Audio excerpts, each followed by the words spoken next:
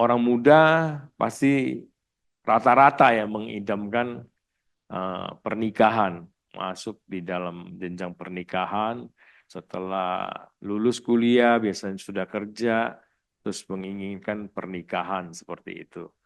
Nah, kenapa membentuk rumah tangga, keluarga, menikah seperti itu ya? Ada beberapa hal di sini saya catat. Ya, pertama itu merupakan ketetapan Tuhan ya di dalam Kejadian pasal 2 ayat 22, ayat 24 itu ditulis. Coba kita lihat firman Tuhan ini terlebih dahulu. Kejadian 2 ayat 22. Demikian firman Tuhan. Dan dari rusuk yang diambil Tuhan Allah dari manusia itu dibangunnyalah seorang perempuan. Lalu dibawanya kepada manusia itu. Jadi Tuhan yang menetapkan, Tuhan yang membawa perempuan itu kepada laki-laki ya, ke pria. Jadi Tuhan menetapkan ya rumah tangga itu. Nih ayat 24 juga dikatakan begini. Sebab itu seorang laki-laki akan meninggalkan ayahnya dan ibunya dan bersatu dengan istri sehingga keduanya menjadi satu daging. Ya. Jadi ini merupakan ketetapan Tuhan bahwa menikah ya membentuk rumah tangga itu merupakan ketetapan Tuhan. Dan yang kedua, kita mesti sadari bahwa kita menjadi menikah itu punya maksud Tuhan di balik pernikahan itu, keluarga yang terbentuk itu. Kita menjadi keluarga yang punya misi di tengah-tengah dunia ini. Itu yang harus pasangan-pasangan Kristen pahami, ya, bahwa menjadi duta Tuhan di tengah-tengah dunia ini. Nah, kita bisa lihat itu di dalam Kejadian pasal 1 ya. Saya bacakan untuk kita ayat 28 ya. Demikian firman Tuhan. Allah memberkati mereka, lalu Allah berfirman kepada mereka, beranak cuculah dan bertambah banyak, penuhilah bumi dan taklukkanlah itu, berkuasalah atas ikan-ikan di laut dan burung-burung di udara dan atas segala binatang yang merayap di bumi. Jadi Tuhan mau manusia itu memberdayakan bumi ini ya, suami istri itu setelah menikah mesti ada kuasa dari pernikahan itu memberikan saling melengkapi tadi ya, pasangan yang sepadan saling melengkapi, berarti ada sebuah daya yang diupayakan untuk beranak cucu ya, bertambah banyak, penuhi bumi seperti itu perintah Tuhan ya, supaya manusia itu menjalankan apa yang menjadi ketetapan Tuhan itu dan menjadi wakil Tuhan di tengah-tengah bumi itu, melakukan apa yang menjadi misi Tuhan. Nah, berikutnya kita menjadi beranak cucu itu bukan hanya memiliki anak banyak seperti begitu, tetapi di dalam Maleakhi disebut kita menjadi Maleakhi 2 ya, di situ ayat 17 kita bisa baca bahwa kita menjadi turunan-turunan yang ilahi ya. Jadi anak-anak yang dilahirkan itu adalah anak-anak yang milik Tuhan yang boleh menjadi bersaksi di tengah dunia ini menjadi anak-anak ilahi Tuhan.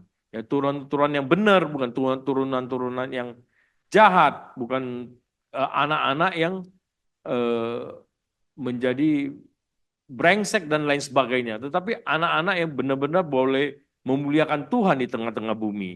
Ya, karena itu juga merupakan ketetapan Tuhan ya, panggilan Tuhan untuk memuliakan Tuhan melalui keluarga ya. Jadi itu panggilan Tuhan dalam 1 Korintus Paulus dikatakan ya, Paulus mengatakan dalam 1 Korintus 10 ayat 31. Coba kita lihat ayat ini ya. Di dalam 1 Korintus Saya bacakan untuk kita ya. Pasal 10 ayat 31.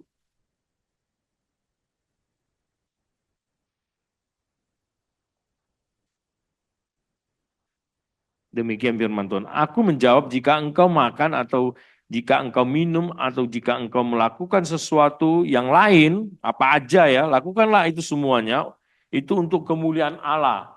Jadi demikian juga ya, dengan menikah itu kalau kita belum menikah, kita melayani Tuhan dengan baik, ketika kita menikah harusnya lebih baik lagi ya. Jadi kehadiran kita menghadirkan orang melihat bagaimana kehidupan kesalehan kita menunjukkan Allah hadir di hidup kita, di tengah keluarga kita, kekudusan hidup kita menunjukkan eh, Tuhan dimuliakan melalui kehidupan kita di tengah-tengah dunia ini ya, seperti itu. Nah, lanjut kebahagiaan tentu. Jadi waktu kita menikah, Tuhan menetapkan suami istri itu, Tuhan sudah merancang sebuah keluarga yang boleh menikmati kebahagiaan di dalam Tuhan. Di dalam Kejadian 2 ayat 18 ya. Coba kita lihat.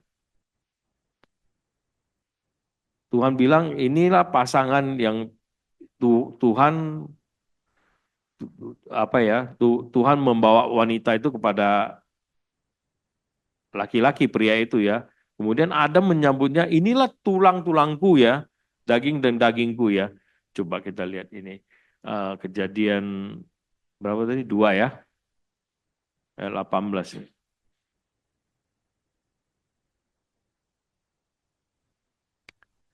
Tuhan Allah berfirman, tidak baik kalau manusia itu seorang diri saja. Aku akan menjadikan penolong baginya yang sepadan dengan dia. Ya. Jadi Tuhan memikirkan kebahagiaan manusia. Tuhan tidak memberikan eh, seorang wanita kepada pria itu yang tidak sepadan, tetapi Tuhan katakan yang sepadan, ya. Ketika itu Hawa diberikan kepada Adam itu yang penolong sepadan. Kita tahu sebelum ayat ini Tuhan memerintahkan untuk Adam untuk memberi nama. Ada banyak binatang-binatang yang ada dan Tuhan membiarkan manusia itu memberi nama kepada setiap binatang itu. Dan Tuhan melihat bahwa dari semua ciptaannya itu, Adam itu tidak punya penolong, pasangan yang sepadan, binatang itu tidak sepadan. Maka Tuhan memikirkan, Tuhan menciptakan perempuan dan diantar kepada Adam. Dan Adam menyambutnya dengan sangat gembira karena ini memang yang sepadan ya. Ketika Adam melihat itu dia katakan inilah tulang-tulangku, inilah daging-dagingku ya seperti itu. Jadi Tuhan sudah memikirkan kebahagiaan manusia ketika Tuhan mensatukan manusia di dalam sebuah rumah tangga seperti itu. Bapak Ibu yang dikasihi Tuhan. Dan yang terakhir ya Rasul Paulus nasihatkan di dalam 1 Korintus 7 ayat 2 supaya kalau kamu nggak tahan, kamu jangan berzina. Jangan sampai keinginan hawa nafsu dan keinginan dagingmu membuat kamu yang hidup membujang, berbuat zina. Seperti itu. Baiklah yang seperti itu menikah, Paulus bilang. Jadi sekali lagi inilah kenapa kita menikah. Kenapa kita berumah tangga. Ya, ini ada beberapa poin penting yang kita mesti sadari bahwa itu merupakan ketetapan Tuhan. Tuhan mau kita berkarya melalui rumah tangga kita dan Tuhan memberikan kebahagiaan ketika Tuhan mempersatukan ke suami istri seperti itu dan memberikan keturunan-keturunan yang memuliakan Tuhan, yang keturunan-keturunan ilahi dikatakan dalam Maliaki. Nah, itulah Bapak Ibu, kita harus sadari itu dulu. Kalau kita menyadari ini sesuatu yang penting, keluarga itu tidak berhenti di sana. Makanya kenapa kebersamaan penting, karena kebersamaan itulah yang akan menjaga bagaimana mutu keluarga kita yang sudah ditetapkan Tuhan ini. Ya, tentu ada rintangan, ada kendala di dalam sebuah rumah tangga ya, sebuah keluarga seperti itu. Nah, satu masalah waktu. Semua kita pasti diberi waktu yang sama. Tuhan memberikan kita sehari semalam 24 jam. Semua sama, tidak ada yang kurang dan tidak ada yang lebih. Tetapi bagaimana waktu yang ada itu seringkali memang kurang baik di dalam pengaturannya atau di dalam prioritas hidup kita, ya. Jadi segala sesuatu, pengkhotbah bilang ada waktunya, ya. Ada waktunya orang lahir, ada waktunya dia senang, ada waktunya susah, ada waktunya dia bekerja, ya. Ada waktunya dia juga istirahat. Di dalam Pengkhotbah 3 ayat 1-15 kalau kita baca itu semua soal waktu. Jadi waktu yang ada ketika suami istri bekerja itu tidak masalah, tidak menjadi sesuatu yang kendala, tetapi adalah sesuatu yang menjadi kendala apabila waktu bekerja itu tidak ada batasan, baik seorang pria maupun seorang wanita. Dia tidak memprioritaskan waktunya dengan baik, tidak ada waktu untuk pasangan suami istri di dalam kebersamaan, maka dia mengorbankan waktu itu hanya untuk satu sisi. Dia hanya mempergunakan waktu itu dihabiskan untuk bekerja. Tetapi dia lupa bahwa ada pasangan, ada istri atau suami yang juga penting diperhatikan karena telah ditetapkan Tuhan dan memiliki misi di dalam pasangan suami istri itu tadi. Jadi dia harus memberi waktu untuk meningkatkan kualitas hubungan suami istri, saling mengasihi, saling menghormati, ya seperti itu. Nah, selain waktu, Bapak Ibu yang dikasihi Tuhan, yang sering mungkin juga menjadi kendala adalah soal bagaimana pengaturan tadi, mengatur waktu itu tadi, ya, manajemen itu. Jadi ini juga menjadi rintangan kalau baik pria maupun wanita, kita tidak belajar untuk mengatur waktu kita dengan baik, kita akan kebablasan hanya perhatian fokus kita kepada sesuatu yang mungkin menjadi tidak prioritas, ya. Jadi katakanlah misalnya kita hobi sesuatu, ya ada juga orang yang hobinya bekerja, ya seperti itu. Jadi prioritasnya hanya hobinya bekerja saja seperti itu.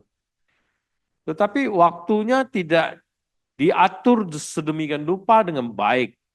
Mana waktu bekerja tentu sudah ditetapkan, ya. Kalau di pemerintahan kita undang-undang bekerja untuk tenaga kerja itu kita kan sehari 8 jam, ya, waktu bekerja seperti itu. Nah, tetapi kalau kita tidak mengikuti aturan main itu dan kita sibuk dengan pekerjaan kita, menghabiskan berlipat ganda jam di situ, siang ketemu malam, malam ketemu siang lagi, kita hanya sibuk dengan satu prioritas, kita tidak memanage dengan baik waktu kita, maka ada waktu-waktu lain yang terbengkalaikan, waktu bersama dengan suami istri katakan tadi, ya. Seperti itu. Jadi manajemen waktu itu, manajemen bukan hanya waktu, tetapi manajemen di dalam rumah tangga, manajemen di dalam aktivitas kita, ya, itu sangat penting, ya. Jangan itu menjadi sebuah kendala karena ketidaktahuan kita, karena terbatasnya pengetahuan kita. Sama halnya juga karena keterbatasan pengetahuan kita akan untuk apa kita menikah, nah itu juga menjadi kendala, ya seperti itu. Jadi keterbatasan mengatur waktu, keterbatasan untuk mengatur prioritas, keterbatasan kita untuk memanage pekerjaan, itu bisa menjadi rintangan di dalam kebersamaan, ya, di dalam sebuah rumah tangga. Ada satu lagi hal yang penting, ya. Ini, ya. Ini gambar apa ini, ya? Jadi saya coba cari gambar yang mewakili. Ini gambar tentang seorang yang kreatif, ya, seperti itu. Jadi kita suami istri sebagai anak-anak Tuhan Ya, meskipun yang belum berkeluarga, kita mesti kreatif ya. Allah kita Allah kreator ya. Jadi Allah yang menciptakan dari sesuatu yang tidak ada menjadi ada. Jadi kita yang diciptakan dengan rupa dan gambar Tuhan, kita juga harus bisa memiliki gambaran kemampuan untuk berkreasi seperti Tuhan adalah kreator ya. Jadi kita harus pintar berkreasi di dalam hubungan suami istri itu juga penting ya. Bagaimana kita memanfaatkan setiap waktu yang Tuhan berikan sekecil apapun karena padatnya aktivitas kita, maka kita harus pintar di dalam mengatur ya. Di dalam banyaknya aktivitas itu ada kebersamaan yang tidak boleh dilewatkan ya. Jadi kita harus pintar berkreasi ya seperti itu. Nah, inilah yang paling setidaknya 3 poin ini yang saya pikirkan penting bagi seorang suami maupun seorang istri dalam mensiasati, dalam menghadapi dunia modern ini ya, dengan berbagai rintangan dan kendala seperti itu Bapak Ibu yang dikasih Tuhan. Bapak Ibu yang dikasih Tuhan, saudara-saudaraku, berikut adalah kebersamaan suami istri yang terus harus kita upayakan. Di dalam bukunya Growing Together, kebetulan kelompok kecil kami udah masuk di pelajaran 10, itu Laura Lewis mengatakan bahwa kebersamaan itu bukan hanya kebersamaan di dalam keintiman seks. Nah, banyak orang ketika, apalagi dunia ya, kalau Bapak Ibu nanti iseng coba searching di Google tentang keintiman suami istri, pasti judul yang keluar tuh banyak kan seks itu. Jadi ini satu pandangan tentang kekristenan yang penting, konsep di dalam kebersamaan yang harus dikembangkan di dalam suami istri, di dalam keluarga adalah kebersamaan yang intim itu bukan hanya seks, tetapi ada keintiman intelektual, keintiman rekreasi, dan lain sebagainya. Di dalam buku itu ditulis oleh Laura Lewis ya. Nah ini salah satu gambar ini menunjukkan suami istri yang memiliki kualitas kebersamaan, memanfaatkan waktu, di dalam berbagai aktivitas lain juga dia menyediakan waktu untuk pergi bersama berdua. Entah itu ke tempat rekreasi ya, ke pantai atau kemana. Nah, kebersamaan suami istri yang seperti inilah yang bisa menaikkan kualitas ya di dalam pernikahan itu. Untuk kualitas apa? Saling mengasihi, saling menghormati, ya, saling menghargai satu sama lain. Seperti itu, Bapak Ibu yang dikasih Tuhan. Jadi ada membangun sebuah kualitas di dalam pernikahan itu melalui kebersamaan. Jadi makanya tadi pertanyaan saya di awal, seberapa penting kebersamaan itu? Pentingkah? Memang sangat penting kebersamaan itu. Apalagi di dunia modern seperti kita sekarang ini ya. Seperti itu Bapak Ibu yang dikasih Tuhan. Nah kemudian ada kebersamaan juga yang harus dipikirkan. Kalau ini di gambar ini ditunjukkan bahwa suami asik dengan handphonenya saja, istrinya dicuekin ya. Jadi ini merupakan sebuah hal yang tidak baik yang harus dihindari sebagai pasangan suami istri. Ini menunjukkan bagaimana kehadiran seorang istri itu tidak dihargai sama sekali oleh suami ya seperti itu. Nah hal seperti ini harus dihindari. Jadi ketika bersama komunikasi itu harus dibangun. Kita tahu survei menunjukkan bahwa komunikasi itu hanya 25% dari kegiatan komunikasi yang itu bisa dicerap antar pasangan ya satu sama lain di dalam orang berkomunikasi. Jadi banyak biasnya, oleh sebab itu hindari benda-benda yang mengganggu ketika kita bersama istri atau istri bersama suami. Hindari hal-hal seperti itu. Kemudian Nah, kebersamaan intelektual ya ini ditunjukkan ya. Boleh tidak harus kebersamaan itu pergi jalan-jalan atau dihabiskan di rumah berdua dalam keintiman seks. Itu juga bagian daripada kebersamaan. Tetapi jangan lupa kita punya kebersamaan juga yang harus dibangun, yaitu kebersamaan di dalam intelektual.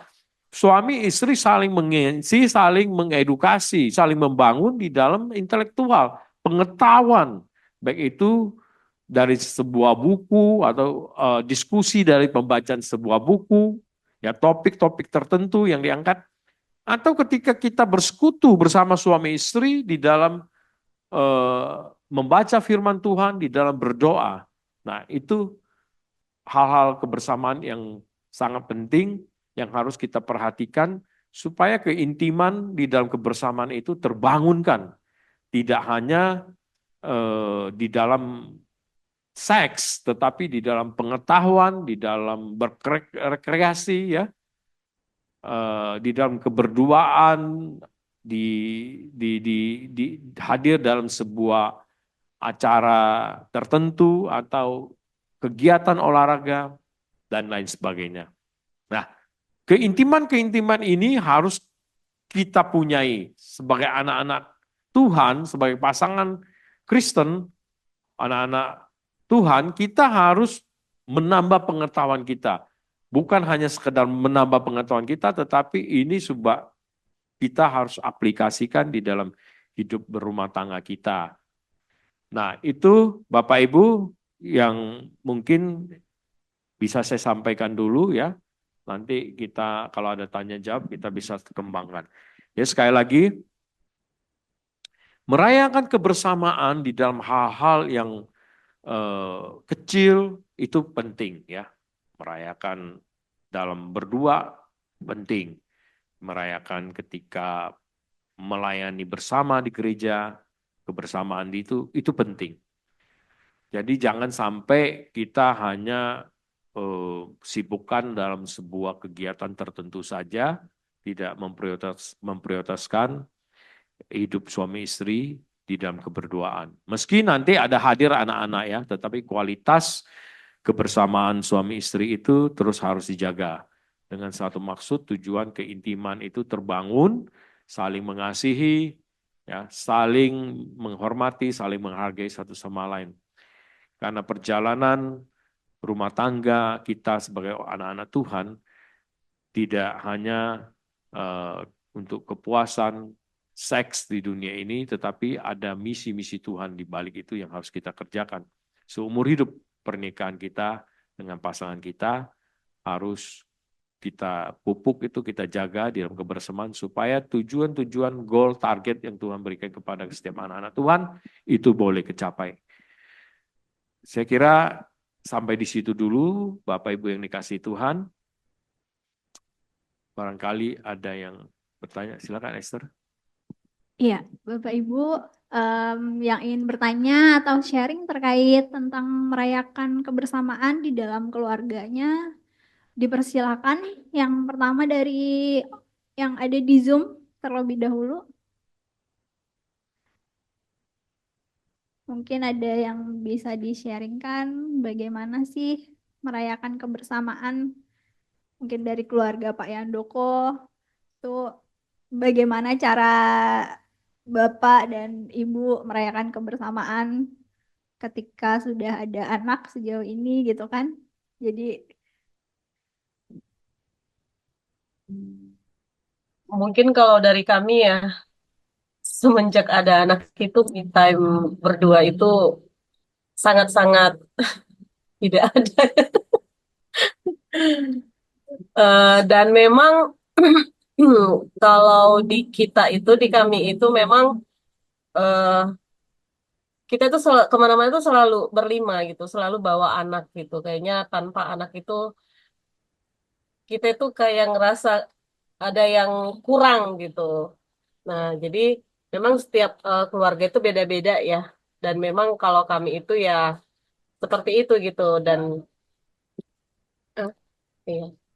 Dan ya ada saatnya memang eh, ketika bepergian itu memang ada saatnya kita itu berantem ya gitu, berantem, ada sesuatu hal yang membuat kita itu berantem gitu, dan kita nggak menikmati liburan itu gitu.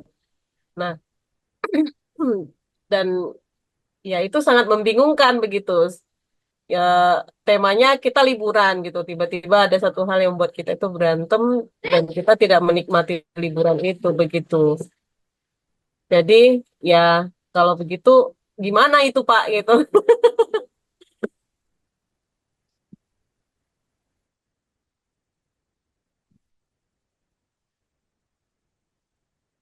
Iya.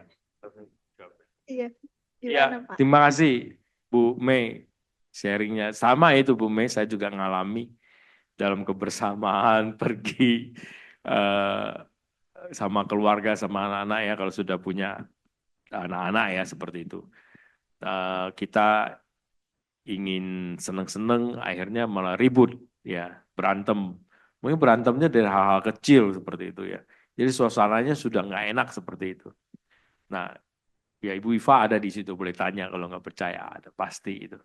Kadang-kadang kita kita harus sadari dengan kejadian-kejadian itu ya harus banyak belajar. Jadi kita belajar dari kejadian-kejadian itu artinya begini, bahwa kalau kita mau evaluasi kadang lucu ya, suami istri itu ribut sesuatu yang tidak perlu diributkan ya, area yang seperti itu ya. Jadi mengganggu hal yang sepele jadi mengganggu sesuatu yang tadi sudah direncanakan baik seperti itu.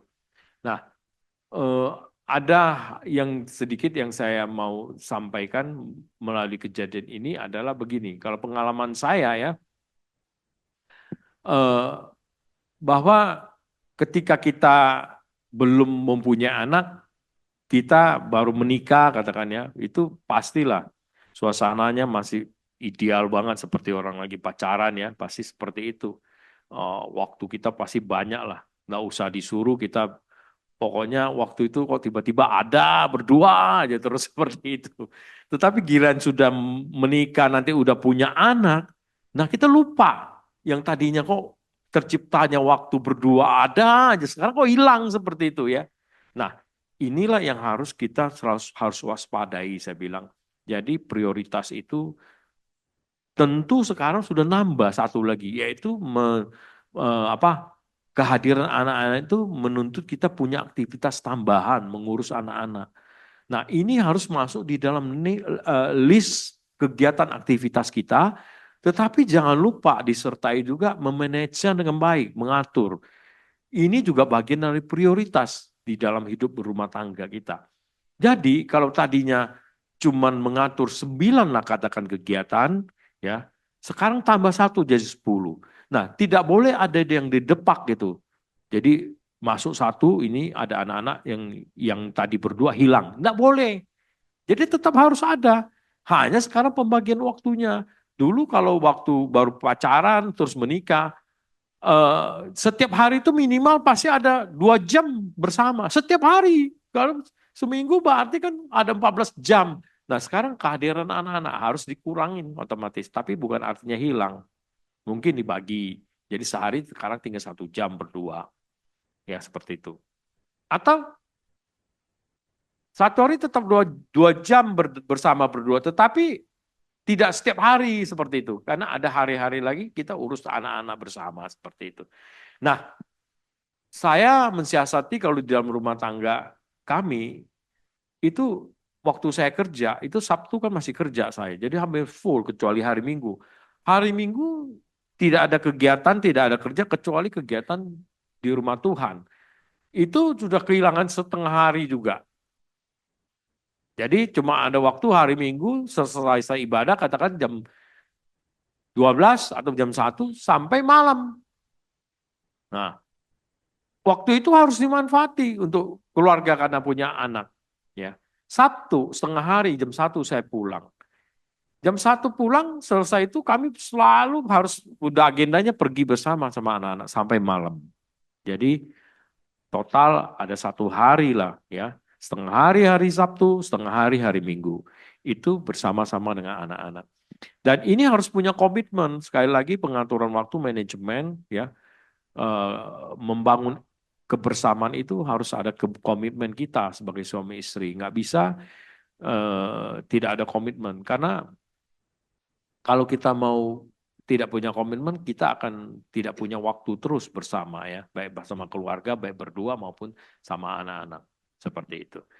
Jadi harus punya bangun itu harus punya komitmen bahwa kita mau memang sediakan waktu untuk pasangan kita. Nggak boleh tidak itu. Harus seperti itu.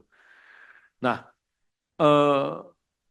di dalam waktu yang disediakan untuk apa? Tadi udah ya, ada pergi rekreasi, baca buku bersama, atau doa bersama, atau aktivitas lain bersama ya, membangun keintiman di dalam banyak hal seperti itu. Nah, sama anak-anak juga ya, sekedar bukan hanya makan, tetapi ada hal-hal yang dibicarakan di meja makan seperti itu ya. Nah, saya ingat dulu ya almarhum, saya belajar juga dari almarhum bahwa kebersamaan itu bukan hanya terus kita pergi rekreasi, tetapi di dalam melayani, di dalam gereja itu juga terbangun ya kebersamaan tadi ya. Keintiman itu bisa bangun di dalam kebersamaan melayani bersama-sama di gereja. Juga anak-anak dilibatkan di sana. Ya seperti itu. Jadi kita menikmati sebuah pelayanan ini seperti kita sedang berrekreasi seperti itu ya. Kita bersama suami istri enjoy di dalamnya, di dalam melayani Tuhan di gereja atau di komunitas tertentu seperti itu.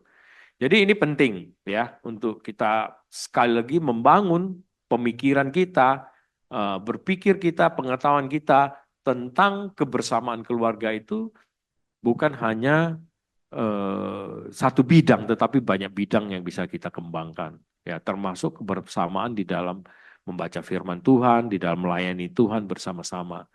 Seperti itu, Bu Mei, Pak Yandoko. Jadi sekali lagi, ya kehadiran anak-anak memang menuntut kita satu bagian waktu juga bersama dengan anak-anak, membangun sebuah kebersamaan dengan anak, juga di sana kehadiran suami istri. Tetapi jangan lupa, ada juga ketika kita hanya berdua, tidak sama anak-anak, itu harus juga diciptakan seperti itu. Ya, saya kira itu Bapak Ibu, jadi tidak boleh kita cuman,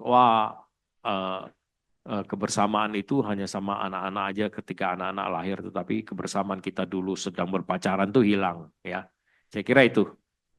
Terima kasih. Apakah ada tambahan lagi? Silakan.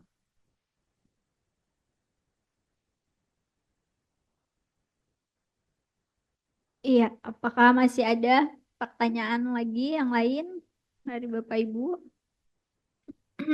atau dari teman-teman yang ada di WB, adik-adik?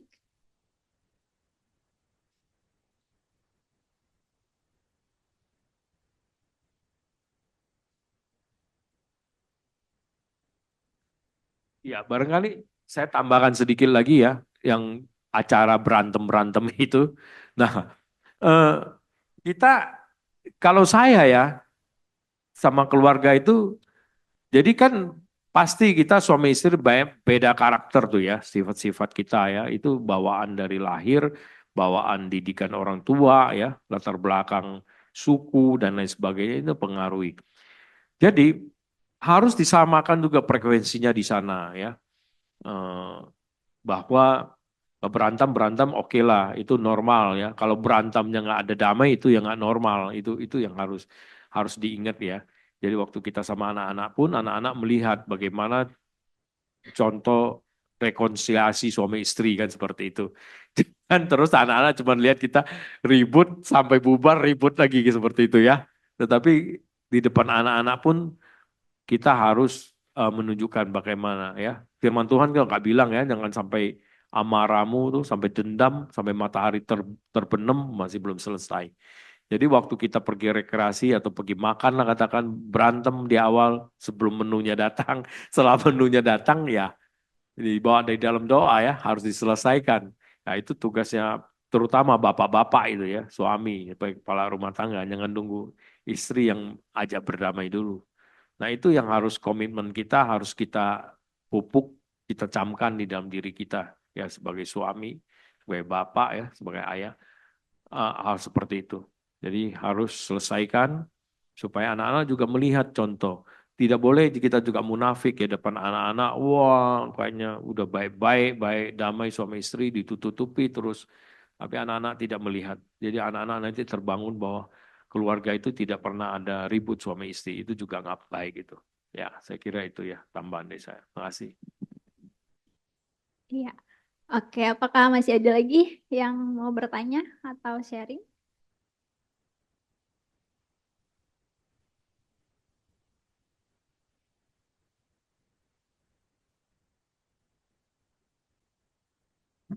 Kamu mau ngomong, Ben?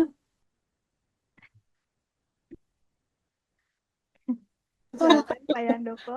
Iya, eh, apa nambahin sedikit Pak. Jadi kan temanya kan kebersamaan ya. Jadi eh, ada saat jadi kebetulan kan kalau di tempat saya bekerja itu kan kami itu ada satu hal yang bakalan sering terjadi Pak terkait mutasi ya. Jadi di instansi kami itu mutasi itu adalah hal yang bakalan sering dialami setiap pegawai. Jadi baik itu eh, istilahnya mungkin kalau suami istri hanya suaminya yang bekerja atau bahkan kadang juga yang dua-duanya itu bekerja. Jadi bekerja di satu instansi di tempat kami bekerja. Itu bisa kadang yang satu mutasi ke kota A, istrinya mutasi ke kota B, malah dipisahkan. Nah, tapi juga ada satu dan itu kan berarti kan menimbulkan akan berkurangnya waktu kebersamaan dalam keluarga, dalam suami istri. Sama juga halnya misalnya eh, di kami misalnya ini, saya dengan keluarga lah misalnya. Karena itu juga pernah kami bicarakan, misalnya nih, misalnya saya akan ditempatkan di satu daerah yang mungkin kondisinya kurang nyaman. Misalnya saya ditempatkan tiba-tiba mutasi ke Papua, misalnya tiba-tiba mutasi ke Sulawesi misalnya. Nah, itu mungkin jadi pergumulan juga buat kami. Apakah mereka ikut semua atau mereka stay di satu daerah yang kami jadikan home base, misalnya di Jakarta atau di Medan, dan mungkin saya nanti dalam jangka waktu beberapa baru bisa pulang mungkin sekali sebulan atau bagaimana. Nah, itu juga memang sering jadi pembahasan kami, Pak. Makanya di satu sisi kalau misalnya mereka ikut misalnya ke Papua, pasti kan salah satu yang ini kan kemungkinan kan anak-anak sekolahnya bagaimana, pendidikannya bagaimana, itu kan menjadi satu pemikiran juga. Jadi mungkin kira-kira eh, Bapak punya masukan nggak kira-kira kalau misalnya hal itu terjadi, itu kami sebaiknya apa yang kami lakukan gitu? Apakah mereka ikut semua atau karena kan ada juga nggak boleh harus keluarga itu harus ikut kemanapun ini ya itu di satu sisi saya memang senang di situ tapi di satu sisi mungkin saya harus berpikir juga dalam poin-poin yang tadi faktor-faktor tadi mungkin itu Pak terima kasih. Iya, makasih Pak Yandoko. Ini bagus sekali ya. Ini untuk pegawai negeri itu kemungkinan besar memang terjadi. Apalagi Pak Yandoko di pajak ya, di keuangan, oh itu pasti mutasi mutasi itu ya pasti itu udah kebijakan supaya tidak ada comfort zone dari seorang karyawan dan lain sebagainya dan tidak terjadi perbuatan kecurangan ya itu bagus sekali memang. Nah ini memang sebuah kasus ya hal seperti ini tidak gampang susah ini ya saya katakan. Tapi coba saya mau sharing sedikit ya kendala-kendala yang tadi kemungkinan kalau jauh satu sama lain, terus bukan hanya suami dan istri, tetapi ada anak-anak juga di sana. Ya, pindah, urusannya nggak gampang, soal pindah sekolah, pendidikan anak-anak, seperti itu. Itu juga sebuah kendala. Terus, kalau tidak, satu orang tetap tidak mutasi, tapi suami yang mutasi, apakah dengan jarak seperti itu jauh. Padahal kita kan mau kebersamaan. Ini juga menjadi sebuah kasus, sebuah dilema ya, apa kendala yang berat, susah untuk diputuskan seperti itu. Nah, sementara kebersamaan itu penting, kita mesti apa tetap prioritaskan, ada memanage waktu untuk menjaga kebersamaan itu. Kita semua sepakat itu, kita semua setuju, ya. Nah, kembali lagi ini menjadi pergumulan setiap pribadi kita masing-masing, ya. Tetapi ada hal yang penting yang harus kita catat bahwa di dalam firman Tuhan, ya, jelas firman Tuhan bilang kita suami istri kalau ribut pun boleh pisah, tapi pisahnya pun atas kesepakatan bersama, tidak selamanya dikatakan Paulus bilang. Tapi sementara waktu seperti itu, supaya nanti bisa kembali lagi. Itu dalam kasus kalau ribut. Kalau nggak ribut ya harus tetap bersama seperti itu. Nah konsekuensinya memang kita harus sekali lagi kembali punya komitmen. Kita punya komitmen ya, sebagai pasangan kita harus punya komitmen bahwa kebersamaan itu penting dan keluarga itu tidak boleh hidup terpisah. Nah ini harus kita jaga, itu harus kita taatin. Saya waktu ketika mau menikah, saya ambil komitmen. Saya waktu itu jabatannya sudah pimpinan ya, saya branch manager waktu itu. Tapi saya tetap harus bersama dengan keluarga. Saya tidak boleh pisah sama keluarga. Saya melihat banyak orang dunia, suaminya pergi merantau setahun bahkan atau berapa lama baru balik ketemu sama istri. Kok bisa ya? Itu tidak boleh ya. Di dalam firman Tuhan juga diajarkan nggak boleh seperti itu. Ya, tadi saya bilang, Paulus bilang aja kalau kamu ribut aja berpisah itu sementara itu. Dan itu kesepakatan bersama supaya kalian bisa ketemu lagi berdoa bersama seperti itu. Nah, jadi harus ada komitmen. Waktu itu ya saya komit. Saya menikah, tinggal di Jakarta, istri saya. Berarti saya paling jauh di mana ya? Di Lampung atau Bandung. Itu komitmen saya waktu itu. Jadi waktu saya keluar dari perusahaan lama, melamar sana-sini, nggak dapat itu. Untuk posisi yang sama. Ada di Medan, di Surabaya, jauh. Saya korbankan. Ya, karena saya udah komitmen, saya harus bersama istri. Ketika itu belum punya anak. Saya korbankan dan saya mencari pekerjaan yang ada di Jakarta ini. Nah, saya turun ya, mulai dari bawah lagi saya bekerja seperti itu. Ya, saya mulai meniti karir saya mulai dari bawah lagi seperti itu ya. Tidak pada posisi yang sudah kepala cabang seperti itu. Nah, ini sebuah harga yang harus dibayar. Kalau kita harus kita diperhadapkan dengan pilihan, harus prioritas mana yang lebih penting. Ya. Kalau kita mencintai uang, kita akan pilih untuk jabatan seperti tadi. Waduh, ada sejumlah rupiah gaji saya, penghasilan saya yang hilang. Karena saya tidak mau bekerja di luar sana jauh dari istri seperti itu. Berarti ada yang dikorbankan. Yang dikorbankan ada keluarga. Sekali lagi saya mau ingatkan, keluarga itu diberkati Tuhan di gereja, itu ketetapan Tuhan. Ya, seperti Hawa dibawa kepada Adam untuk menjadi penolongnya yang sepadan.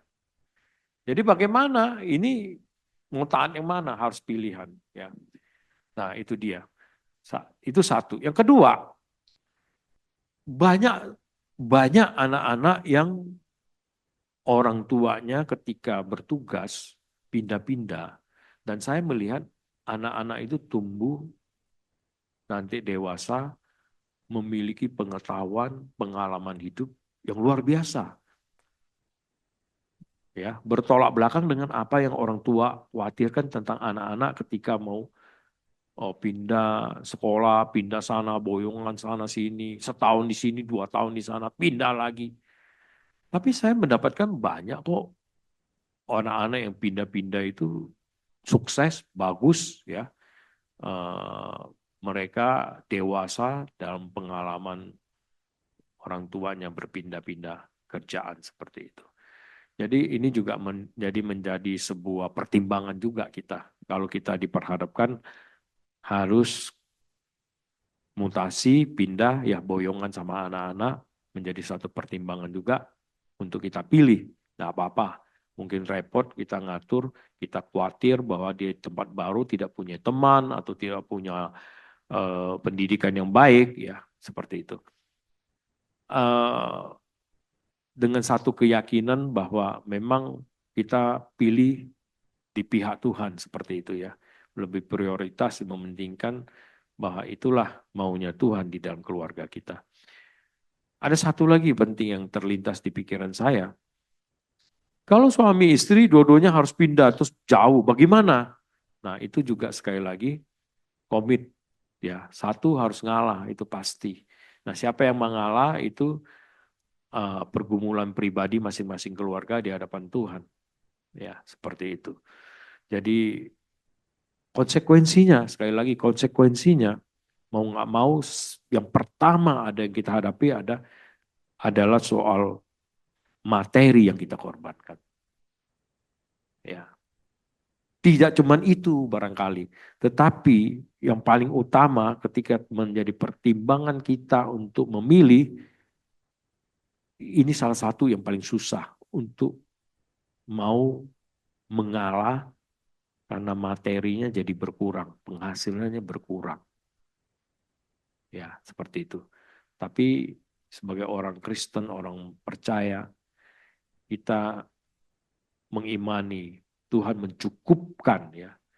Lain kalau kita memaksakan diri, kita prioritas untuk memupuk, mencari kekayaan yang lebih utama daripada keluarga. Saya kira itu ya Pak Yandoko, Bapak Ibu semua. Jadi mau nggak mau kita harus pada pilihan mana yang prioritas utama ya, seperti itu. Bagi saya, keluarga itu nomor satu kalau disandingkan dengan materi. Ya, konsekuensinya ada ya. Memang saya jadi tidak kaya raya seperti itu. Tapi Tuhan cukupkan, indah ya. Tidak ada yang dikorbankan dari segi keluarga ya, seperti itu. Dalam kebersamaan ya, seperti itu. Saya kira itu Pak Endoko. Terima kasih.